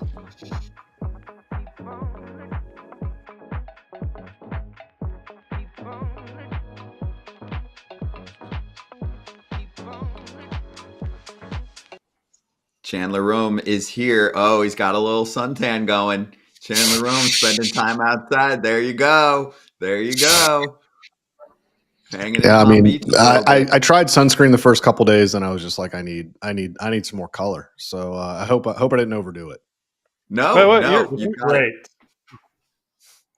You're in Daikon Park inside 81 days too. Let's not forget. So I mean, you need to get outside.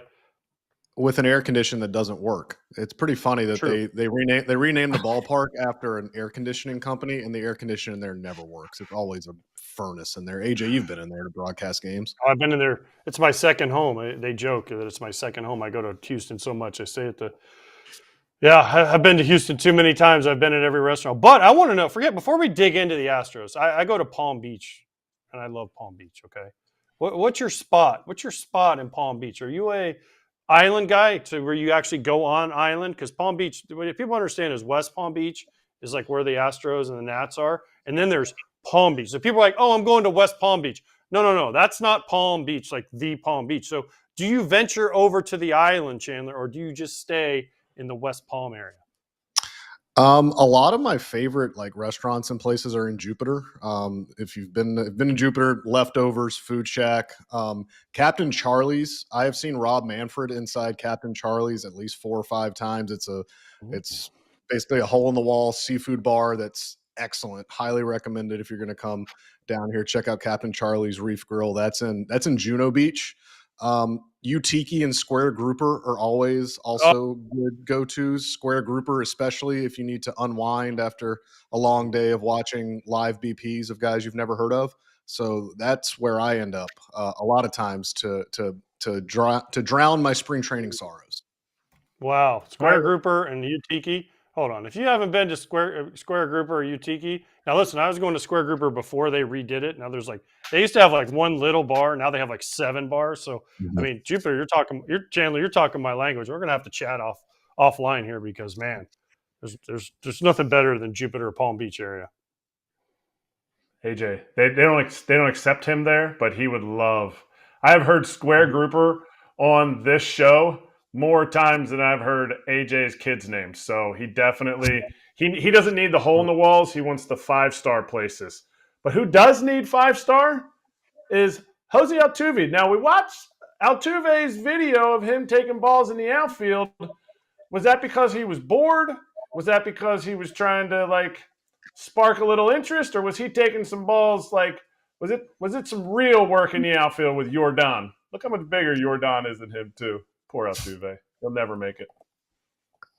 Erik, this is a real thing. I was skeptical even when it all started to come out in January. It really seemed like Altuve's kind of last-ditch plea to Alex Bregman to re-sign in Houston, but he has worked exclusively in the outfield his first 2 days here at camp. Today was the Astros' first full squad workout. He spent the entire workout with the outfielders. He did not take a ground ball on the infield. Did everything in the outfield. He has been working in the outfield since January. Was doing it at Dyken Park to get used to the Crawford boxes and everything. This is a real thing. This is not just your normal spring training, we'll see if it works, experiment kind of thing. I'm not sitting here saying he's going to play every game in left field this season for the Astros. I don't think that's going to happen. I still think he is going to play some second base, both in season and in spring training. But it's very clear that Jose Altuve is going to be a part of the Astros' plans in left field this season. And we're going to see, I think spring training is going to demonstrate just how much. They're going to see how good he looks out there, how well he handles it. You know, he spoke to us yesterday and he seems all for it. He seems excited. He seems like it's something that he wants to really dig into. But I think we'll know how much he's going to play once spring training is over. Okay. Well, let's get into this team for 2025 in terms of additions and potential subtractions coming up, including actually, of course, a pretty big name that they lost about a month and a half ago. So storylines time, please.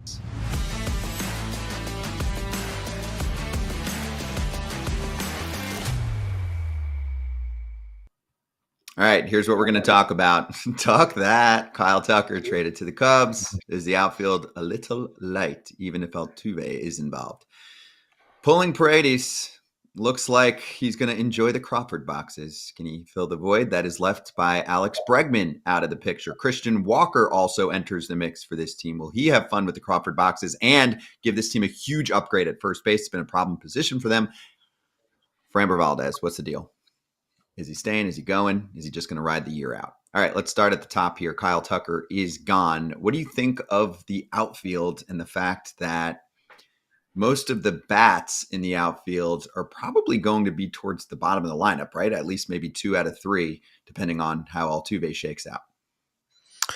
Yeah, it's certainly the weakest part of this team, and they know it too. Chas McCormick came into camp and said, "We hear all the noise, and we want to surprise some people in that outfield." And I think it starts with him. He has got to find a way to kind of regain the form that he had in 2023. If they can get that form of Chas McCormick, even somewhat that form of 2023 Chas McCormick, I think the entire complexion of this outfield changes. And, they've got some prospects, some guys that could come up. Jacob Melton is one of their better prospects. He's a natural center fielder but didn't have a great year in AAA last year. If he can start fast, maybe he pushes for a role. He's also a left-handed hitter for a team that's become very, very right-handed. The Altuve thing in left field, that's going to shake itself out how it will. But I think the key to this outfield really turning into something legitimate is Chas McCormick having a bounce back. Jake Myers, Gold Glove finalist in center field last year. He's going to run everything down, and his importance is only going to grow if Jose Altuve plays left field on a regular basis. So they need Chas McCormick to become the guy that they saw in 2023 and to turn this into, not such a dire look at this outfield. All right, let's go to Paredes. I mean, is there a stadium that was not built for him when the wind blows in Chicago that he got traded to, and now they sufficed his ability? And is this just going to exemplify? I mean, what was it? 6 extra home runs Paredes would have hit last year had he played half of his games in Houston? It's funny, Eric. He talked to us today for the first time in camp. It's actually his birthday today, so happy birthday to Isak Paredes. But before he got to go celebrate, he talked with us, and I actually asked him. I said, are you going to have to guard against trying to pull everything, just knowing that the Crawford box is right there? And he goes, no, I'm going to pull everything. He is very, very aware that those Crawford boxes are right there, and he knows that he can really seize advantage of it. He did say today that Wrigley just was a difficult park for him to hit in, and if you look at the road splits after he got to Chicago, he did hit a lot better on the road outside of Wrigley. So certainly they're going to need him to be able to use the Crawford boxes. But I don't mean to dump water on the excitement, but we heard the same thing about Jose Abreu when they signed Jose Abreu, that the Crawford boxes are right there. He's a pull hitter.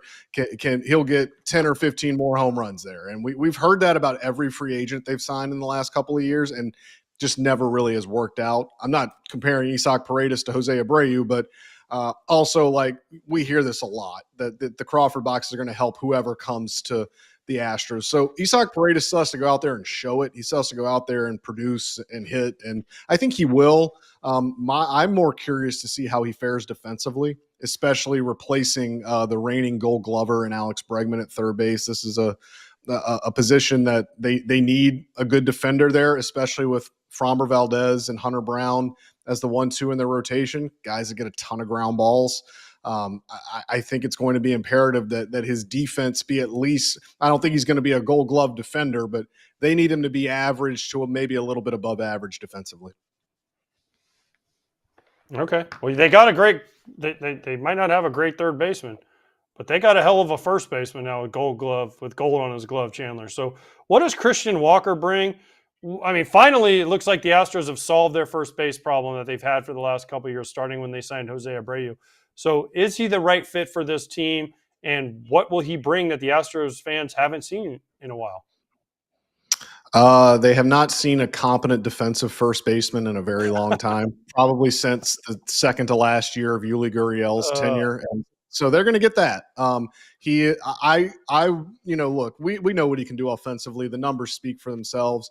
I really do think that they targeted him specifically for his defense. And I think this was still when they thought Jose Altuve was going to be their primary second baseman. He can cover up a lot of holes on the right side of that infield with what he can do. He can save, some guys, some throws. On some throws, he can scoop very well. He's just very athletic. He's reunited in Houston with Tony Perez-Chica, the guy that he credits with turning him into an elite defensive first baseman during their time in Arizona. So they get to reunite here.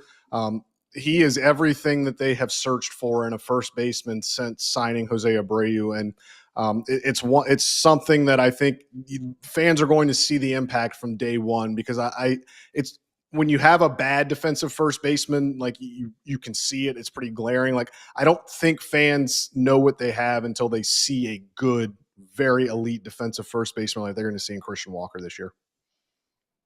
How about Framber Valdez? I mean, this team, some are picking the Astros not to finish in first. We saw what happened in April. Just a horrific start, and I guess we'll never know, because they made it back to the playoffs again.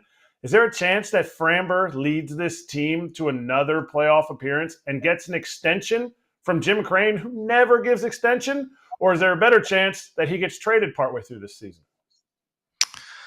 I think it's probably a better chance that he gets traded. I'm not going to say that means I'm picking the Astros to not make the playoffs or anything, but if you give me those two scenarios, I don't see a world where Framber Valdez gets an extension from the Astros. This is under Jim Crane's ownership tenure, the most they've ever guaranteed to a starting pitcher is $85 million. The most they've guaranteed to any pitcher is the $95 million they gave Josh Hader 2 years ago.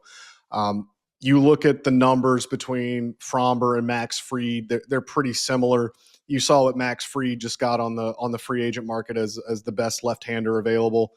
Framber will be the best left-hander available in next winter's free agent market. To be quite honest with you, it would be foolish for him to sign an extension with the Astros right now, just given his proximity to free agency. The only way that would happen is if the Astros just completely blow him and his camp out of the water with their offer.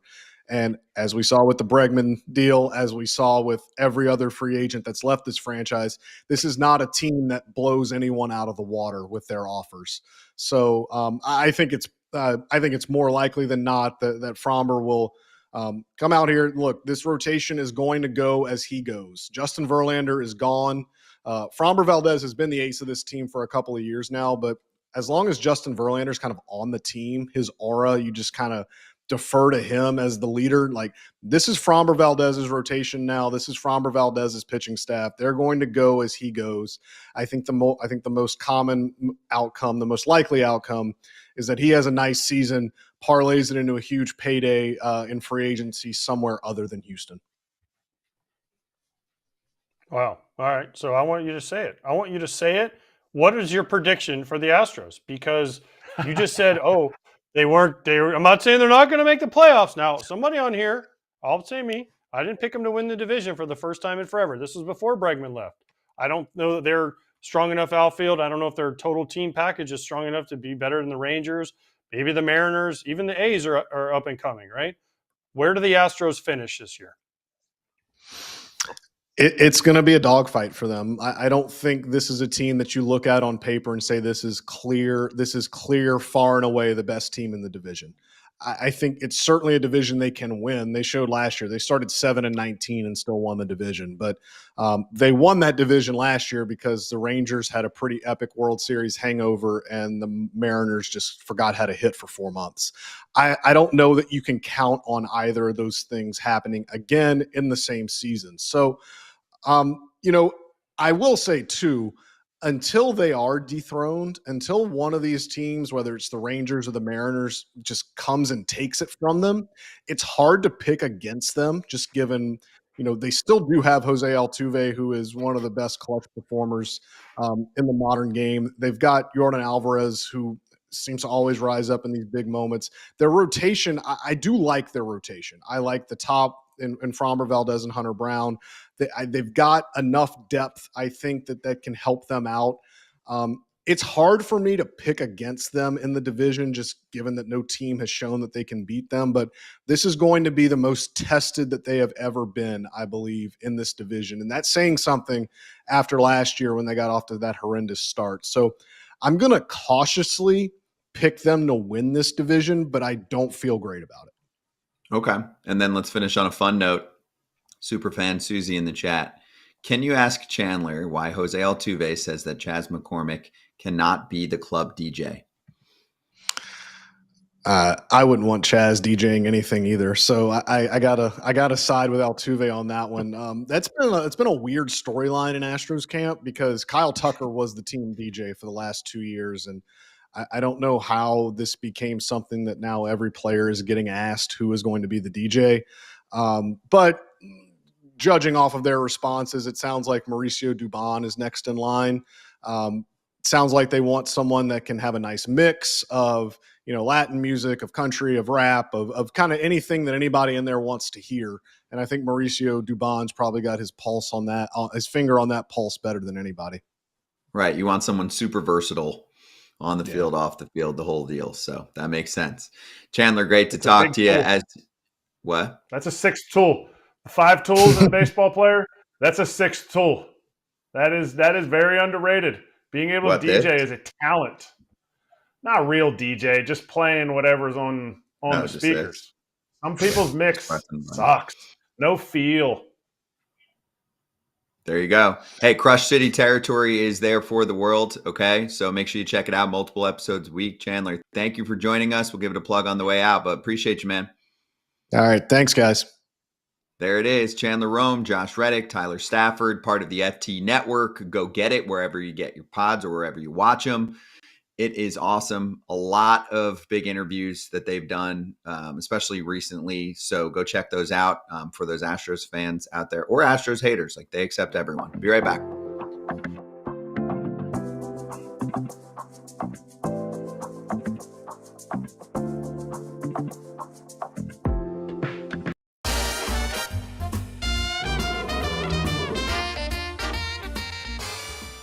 BetMGM futures Jose Ramirez home run total at 29.5. Kratz, you're up first. Man, I have to go over. Why am I missing? Right, he was 1 away from 40. I mean, I know he was chasing the 40, so there's probably. I need it. A lot of these individual awards are tough for me, or individual milestones are tough for me to go with. I'm seeing him minimum 34. Like, I feel like you can write it in. He's going to be out there every day. When he slides a little bit, his batting average goes down because he can hit a lot of pitches. His homers, I feel like he's a 34 to 37 guy with the possibility clearly of hitting 40. Can't go over on everyone, guys. I get it. Over. We have it. I just don't understand how he hit 39 last year and this is 29.5. I mean, come on. Like, this seems like, now I know he doesn't have Naylor hitting behind him, but he hasn't had a lot of protection his whole career. So it's not like he needs the protection. I think this one, to me, I mean, look at his home runs the last few years. He's gone now 29, 36, 24 and 23, and then 39 last year, 39 and 18. 29. I mean, I guess that's why it's closer, but I still think this is an easy over. I think Jose's figured it out. Figured out the power. Under. Wow. Okay. He's not going to get to 30 homers this year.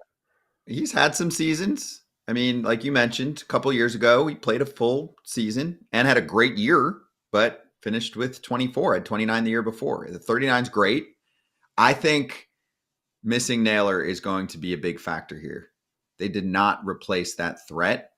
And I always get back to the question that sometimes doesn't need an answer because it's not like he's had help for most of his career. But I'm like, does he have enough help and why pitch to him? So I'll take the under. We'll see what happens. FT fam, BetMGM, poker tourney running all week online. You got to be in Jersey, Pennsylvania, or Michigan to be able to be part of the Poker Winter Online Championships and maybe have a chance to face Erik Kratz in a tourney. Quick, what's your username, Kratz? Bruce Banner. Oh, wait. I didn't know I was going to be on the screen. Oh. You need to shine that thing up.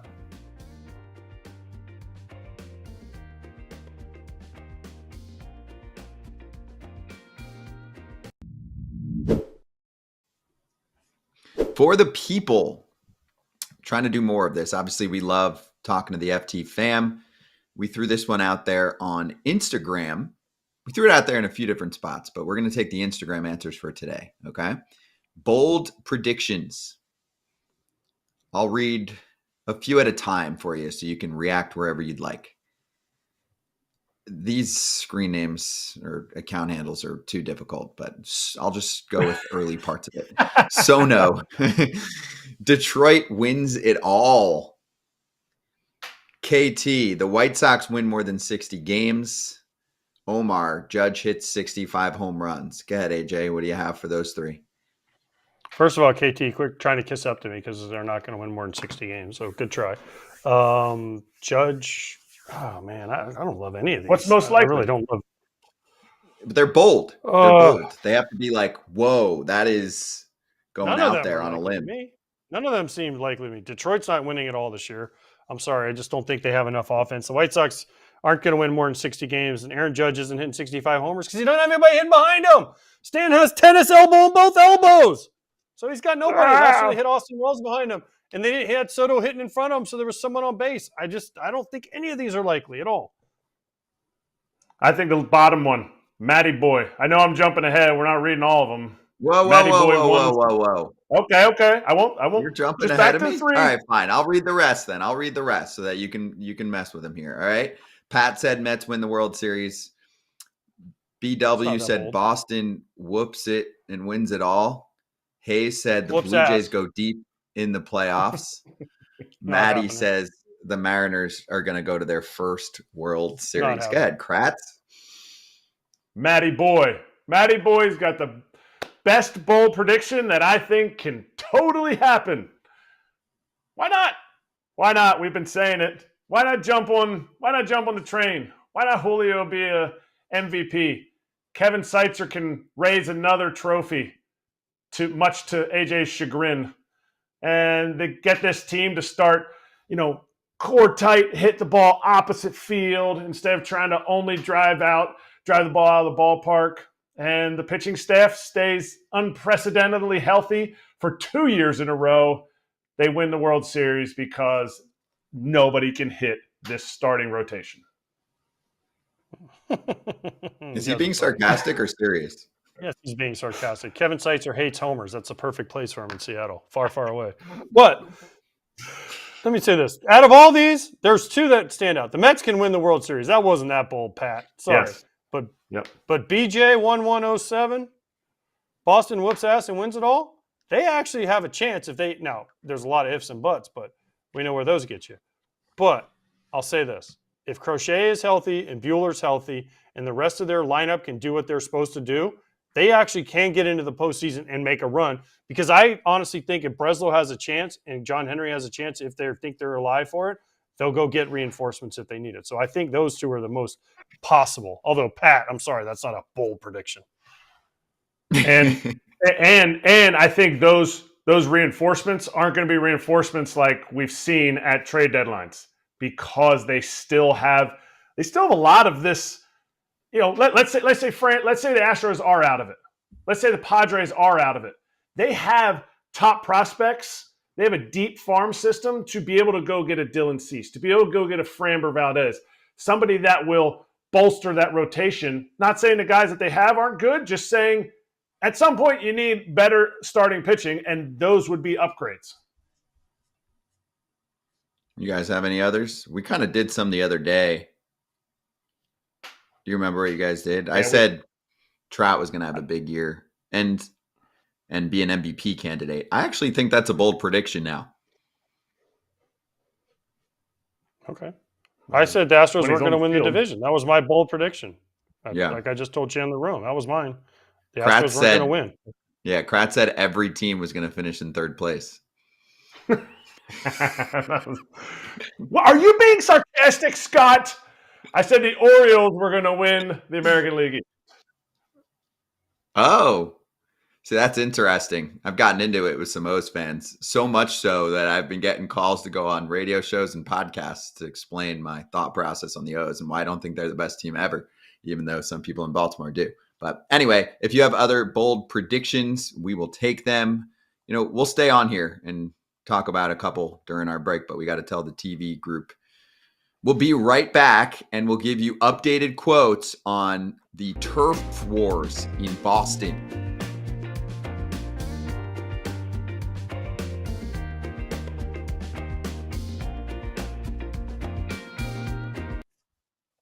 All right, here's a bold prediction. Alex in the chat, who separates each letter with a space. Angels will end their playoff drought. That is bold. Scott is so happy about that. That is Scott. I can't believe Scott didn't make that his bold prediction. As much as you love the Angels, Scott, who do you love more, Scott? The Angels or the Pirates? Or Kendall Graveman? Can I have them all? I love baseball. Kendall Graveman. Wait, what did Kendall Graveman ever do to you? He's my favorite player. You were saying how much Kendall Graveman was Scott's favorite player, and then we talked about Kendall just the other day. Kendall Graveman is your favorite player's favorite player. By the way, if you're watching us right now and you're giggling, we have 78,000 subscribers. We would love more. Half of you that watch don't subscribe. It's super weird. Just press the button. Thank you. Anyway, I want to get rid of the misconception, though. I don't hate the Angels. I actually want the Angels to do well. It's a big market. They actually do spend on their team. They don't necessarily do it wisely. No, the Pirates they piss me off way, way more than the Angels do. It's not even in the same stratosphere. In fact, we didn't have time for this, but I'm saying now, Ben Cherington, when asked the other day if the Pirates were on the verge of making a big move before the start of spring training games, quote, "We're not on the doorstep of anything." And obviously Pirates fans had a field day with that. And they were like, you can just post that for a 10-year span. 10-year? Only 10-year? They made the playoffs from 2013 to 2015. That's, yeah, okay. They didn't add to that team, but they made the playoffs. They added. They got Justin Morneau.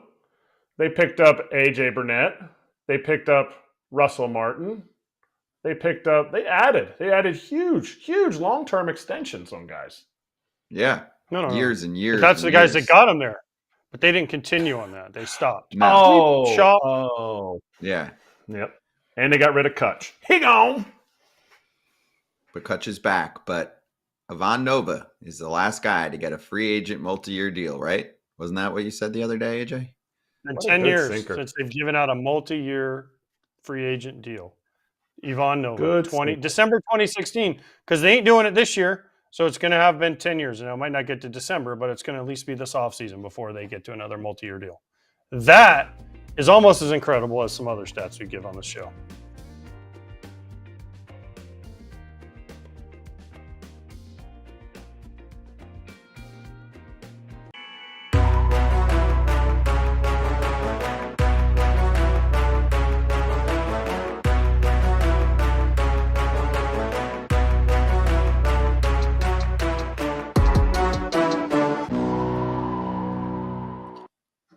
We got some time here, so let's dig in. Turf Wars, Day 2.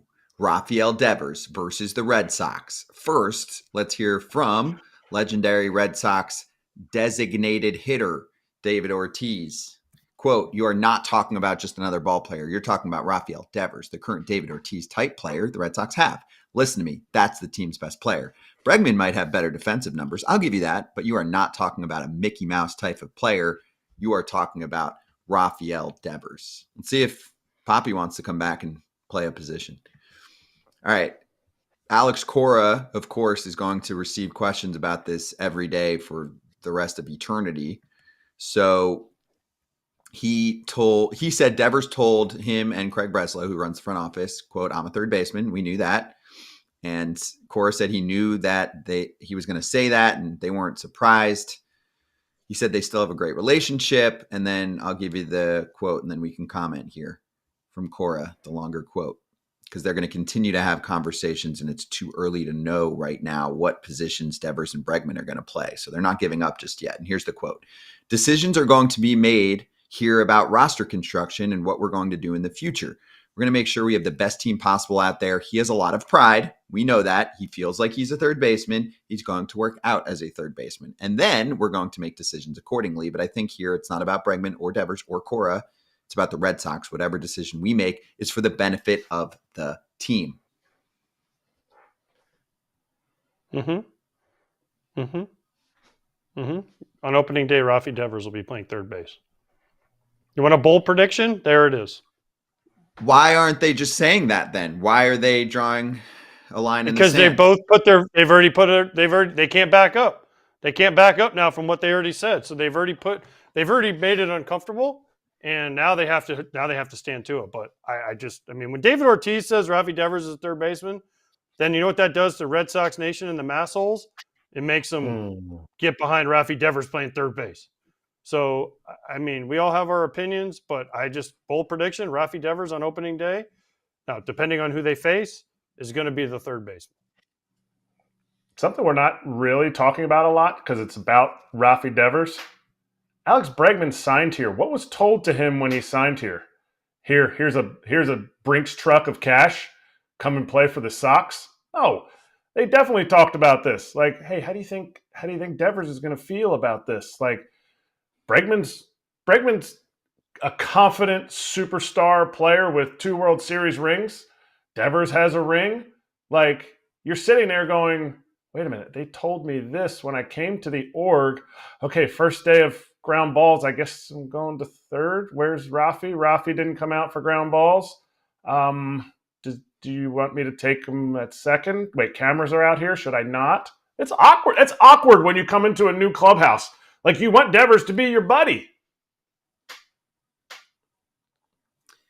How does this not get handled beforehand? And then after yesterday, how does it not get handled? Because it's never going to go away because it's Boston. Don't you get it, Scott? Because once it became a public thing and you had to have a press conference with Rafi Devers, and what did he say? Just like this. No. No. In Espanol. Right? Yeah, he said no, and he said no. And then they asked him again, and he said, no, I'm a third baseman. Right?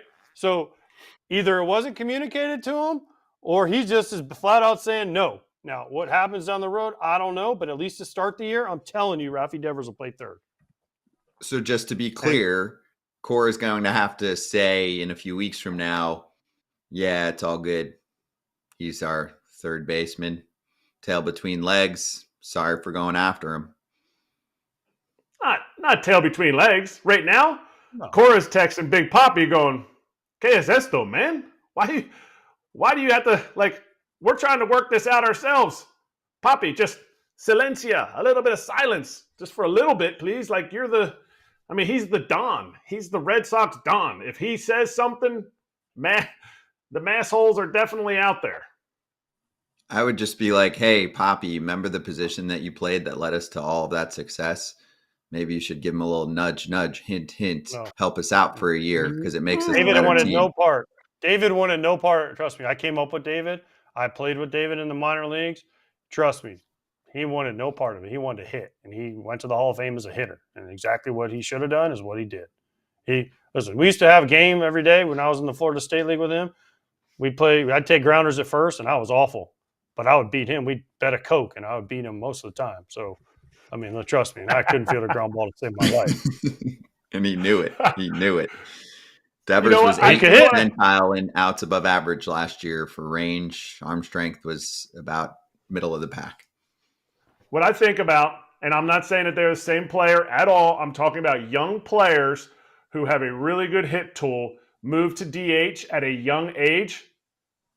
Delman Young and Rafi Devers are not the same player. Please hear that.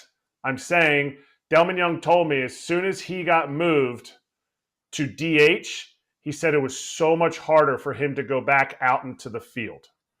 And because he said the daily routine is just completely different, and you get into this routine of being a DH, whether you're injured or you're not injured, and you have to embrace that role, that it really has a tough time getting back onto the field consistently. Thank you, Eric. What did I say yesterday? Once you go DH, you don't go back, man. It's hard. You don't go back. You can't, because you get into that, and especially when you do it every day. And that's why Scott's like, it's only for 1 year. You can go back next year.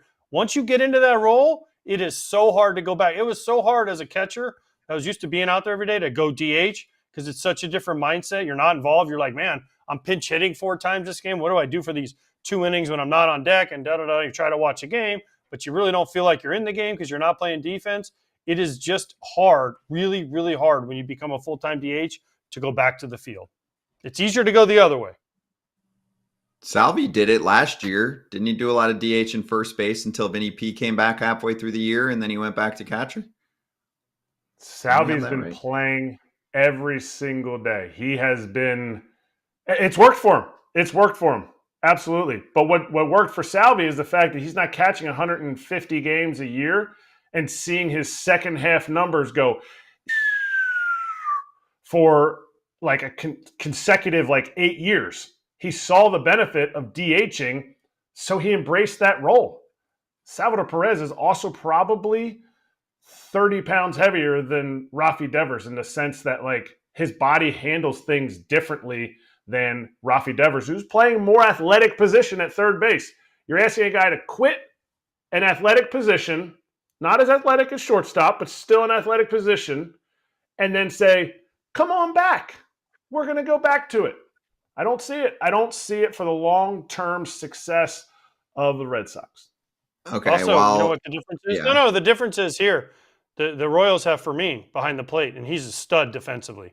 So Salvi's I've done my stuff as a catcher, right? Rafi's still I'm only 26, 27 years old. I still got stuff to do. Salvi's I'm in the mid-30s, Poppy. They want me to DH? Oh, I still get my money? Oh, yeah, I catch every once in a while. Oh, and that guy behind me, he's better than me probably defensively? Okay, I see it. I'll play first. I'll play DH. Yeah, they're going to be watching every single ground ball coming his way, spring training, regular season. The Red Sox made their decision early on here, though. Otherwise, they would have just been yeah, he's third base, Bregman second. They could always flip-flop later. They're already battling him, which I think is interesting. Go ahead, Kratz, show your hat on the way out. We missed it yesterday, and people were upset. Team that's making a ton of free agent moves. The Twins? I like the Minnesota Twins. Twins. Yeah. Twins. It's not the Marlins. Can be confusing with the M. And with the free agent moves part. See you tomorrow. Oh, right. Right.